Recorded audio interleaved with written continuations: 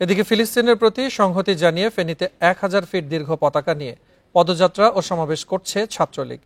বিকাশে কম খরচে ক্যাশ আউটের লিমিট বেড়ে 50,000, প্রিয় এজেন্টও 2টা। ফেনী সরকারি কলেজ থেকে বেলা 11টায় এই কর্মসূচি শুরু হয়। পদযাত্রাটি ট্রাঙ্ক রোড বড় জামে মসজিদ হয়ে পুনরায় ফেনী সরকারি কলেজ মাঠে গিয়ে শেষ হয়। সেখানে সমাবেশ করেন তারা। ছাত্রলীগ নেতাকর্মীর পাশাপাশি এসব কর্মসূচিতে অংশ নেন সাধারণ শিক্ষার্থীরাও।